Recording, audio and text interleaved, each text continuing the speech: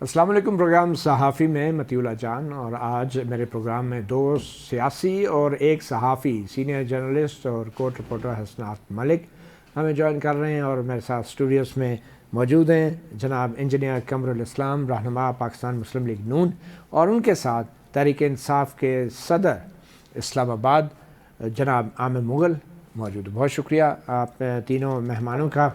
آج سب سے جو بڑی خبر جو گرم ہے وہ جنرل فیض سابق ISI کے سربراہ کی گرفتاری فوج کے ہاتھوں، اور پھر ان کا کورٹ مارشل کا اعلان۔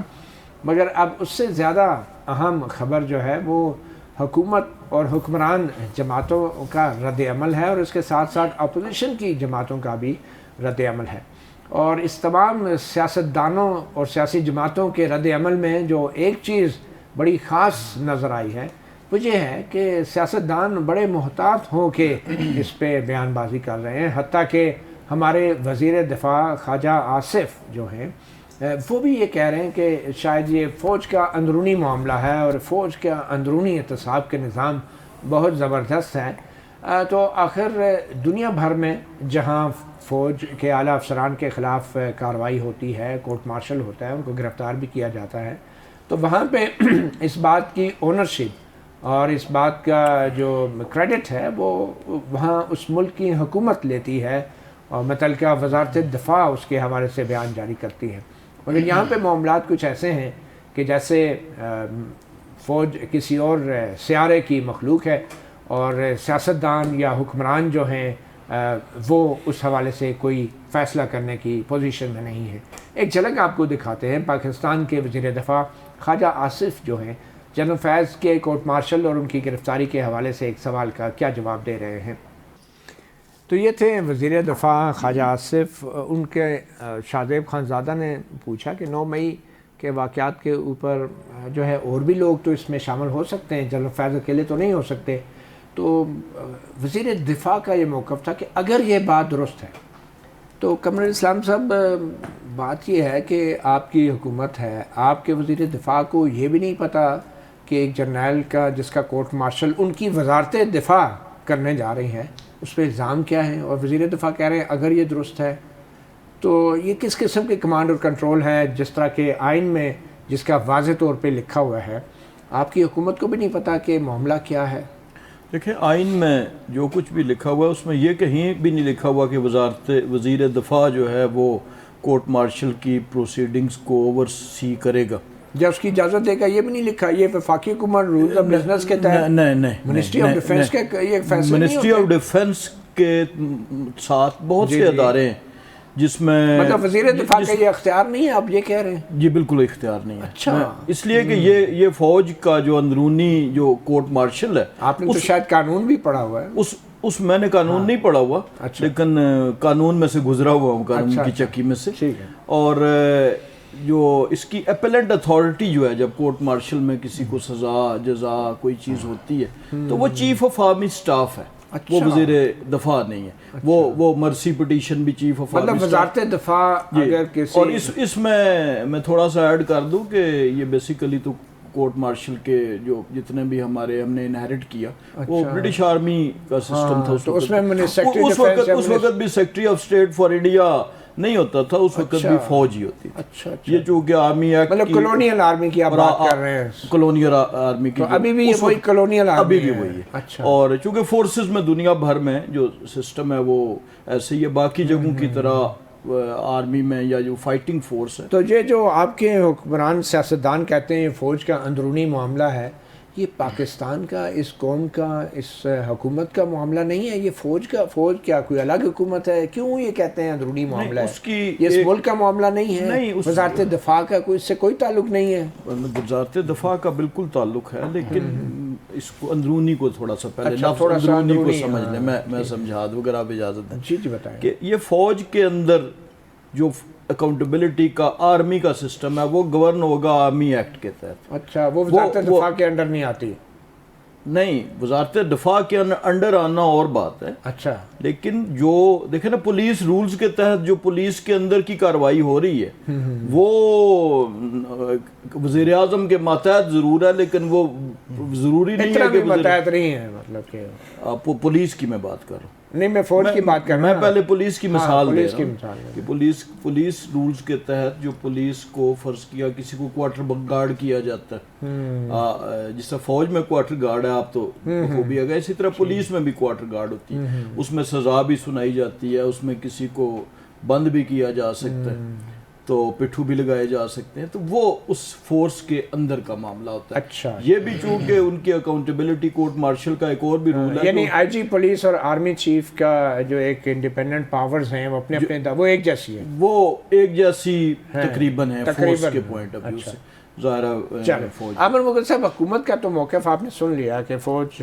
کے بہت سے معاملات اندرونی بھی ہوتے ہیں اور ہر کام میں وزیر دفاع یا وزیر اعظم مداخلت نہیں کرتا، تو آپ کی پارٹی بھی حکومت میں رہی ہے، تو آپ کا کیا موقف ہے؟ آپ کے لیڈر بھی کہہ رہے ہیں یہ فوج کا اندرونی معاملہ ہے، تو آپ لوگوں کے نزدیک بھی یہ ملک کا معاملہ نہیں ہے، قوم کا معاملہ نہیں ہے جو جنرل فیض حمید مبینہ طور پہ کرتے رہے، یہ کوئی اندرونی معاملہ ہے؟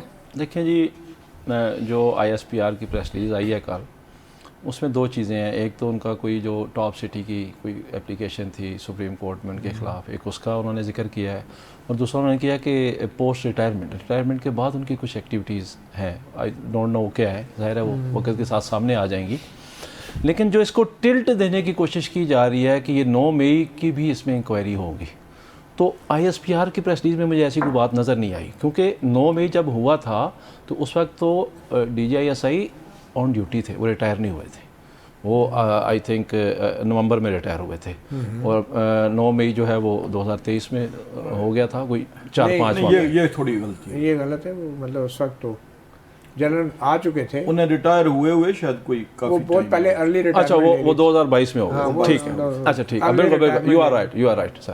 اچھا اب سر اس میں یہ ہے کہ ایک تو جنرل فیض صاحب جو ہیں ان کو اگر کرپشن کی وجہ سے نکالا گیا، ویسے آپ نے یہ کیوں کہا کہ جنرل فیض اس وقت ریٹائر نہیں ہوئے تھے؟ کیا آپ کو میں اس کا بھی جواب دیتا ہوں، عملی طور پہ نہیں ہوئے؟ نہیں، میں اس کا بھی جواب دیتا ہوں۔ اگر کرپشن پہ جنرل فیض صاحب کا کورٹ مارشل کیا جا رہا ہے تو میری ایک شہری ہونے کی حیثیت سے اپنے آرمی چیف سے گزارش ہے کہ ہمارے جنرل باجوہ صاحب پہ بھی اسی قسم کے الزامات ہیں۔ آج شاہد اسلم کیوں ملک سے بھاگا ہوا ہے، احمد نورانی پہ کیوں ایف آئی آرز ہو رہی ہیں؟ اس لیے کہ انہوں نے ایک کرپشن کی سٹوری بریک کی تھی جنرل باجوہ صاحب کی، ان کی اہلیہ کے نام پہ 12 ارب روپے کے اثاثے کہاں سے آ گئے، تو لگے ہاتھوں ان کی بھی ایک تحقیقات ہو جائیں۔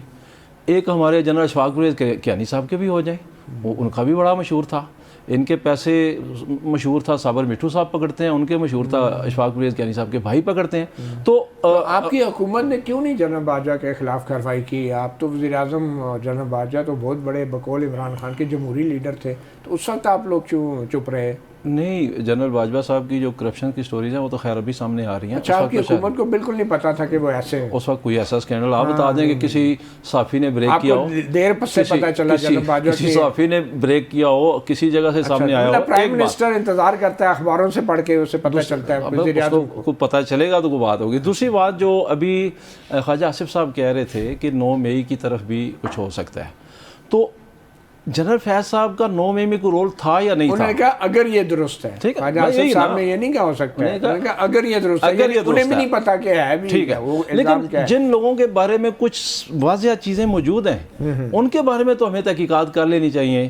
مثلا 9 مئی کو سی سی ٹی وی فوٹیجز کہاں گئیں، اس وقت آئی جی پنجاب کون تھا، اس وقت سی ایم پنجاب کون تھا، اس وقت وزیر داخلہ کون تھا، اور اس ساری ایپیسوڈ کا فائدہ کون سی پارٹی کو ہوا ہے، تو اس کی تحقیقات تو کر لیں۔ ہماری اپلیکیشن پڑی ہوئی ہے سپریم کورٹ میں، اس پہ ایک جوڈیشل کمیشن بنا دیا جائے، اگر اس میں کوئی بھی ذمہ دار ہو، ایکس وائی زیڈ، جنرل فیض ہو، خواجہ آصف ہو، عمران خان ہو، اس میں شہباز شریف ہو، اس میں رانا ثناء اللہ ہو، اس میں محسن نقوی ہو، اس میں آئی جی پنجاب ڈاکٹر عثمان انور ہو، تو ہمیں اس طرف بڑھنا چاہیے۔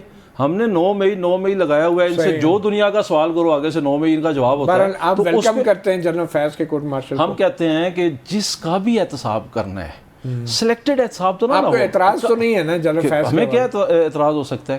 ہم تو کہتے ہیں ان سے کوئی تعلق ہی نہیں ہے جنرل فیض، ہم تو کہتے ہیں تعلق تو جن کا ہے وہ تو خود ٹی وی پہ بیٹھ کے بتا رہے ہیں۔ کیا بتایا شہزیب خانزادہ کو خواجہ آصف صاحب نے کہ اپریل 2019 میں جنرل اعجاز امجد کے گھر جنرل باجوہ کے کہنے پہ میٹنگ کی میرے ساتھ فیض حمید نے, اور اس نے مجھے آفر کی کہ آپ وفاق کی گورنمنٹ بھی لے لیں اور اس کے بعد ہم سے پنجاب کی گورنمنٹ بھی لے لیں.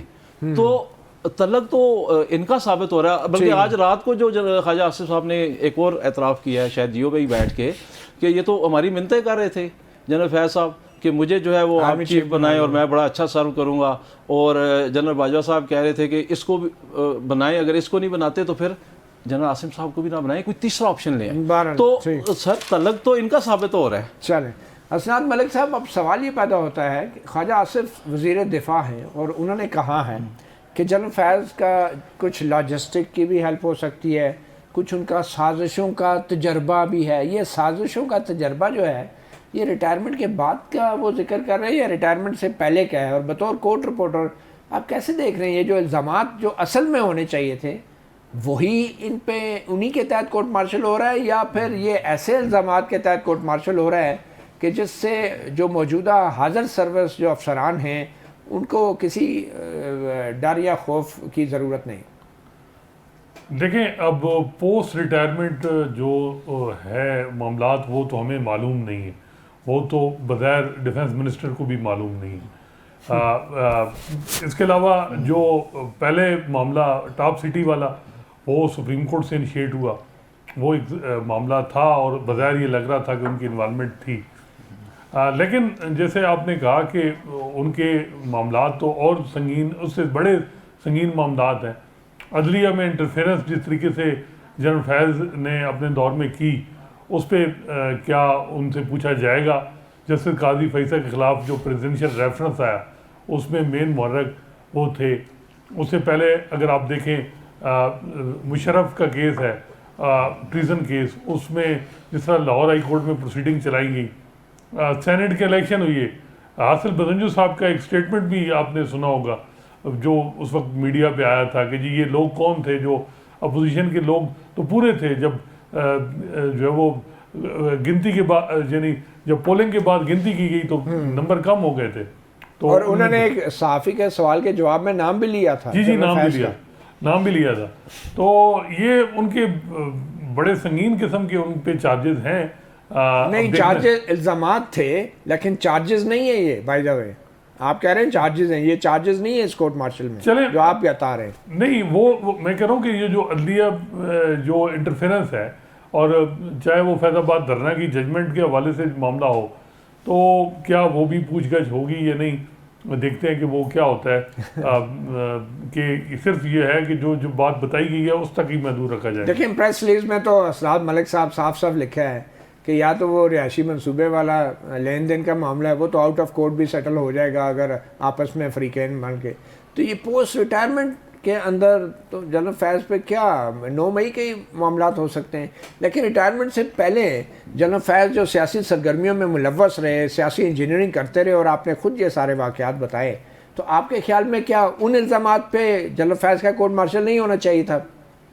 بالکل, اصولاً تو وہی ہے, چاہے وہ میڈیا کے حوالے سے معاملہ ہے, چاہے آپ کے ساتھ جو واقعہ پیش آیا, قمر جاوید باجوہ صاحب کا خود انٹرویو موجود ہے جس میں وہ کہتے ہیں میں نے ڈانٹ ڈپٹ کی جنرل فیض کی کہ کس طریقے سے آپ نے کس بونڈے انداز سے ایک یعنی اٹھایا.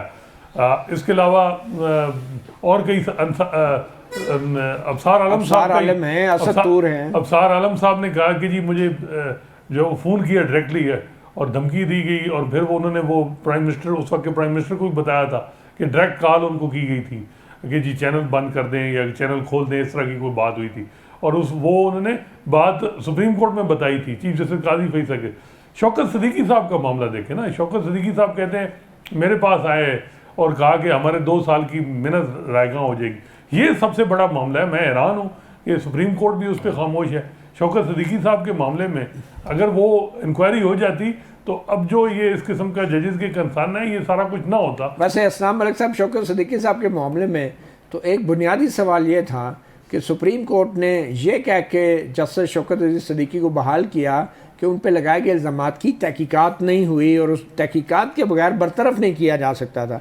تو اگر تحقیقات کے بغیر برطرف نہیں کیا جا سکتا تھا تو تحقیقات کے بغیر بحال کیسے ہو گئے یہ ایک سوال ہے جس کا جواب میرے خیال میں ابھی تک سپریم کورٹ نے بھی نہیں دیا. ایک چھوٹی سی بریک لیتے ہیں, بریک کے بعد ہمارے ساتھ موجود ہیں 2 اہم سیاسی اور ایک سینئر صحافی.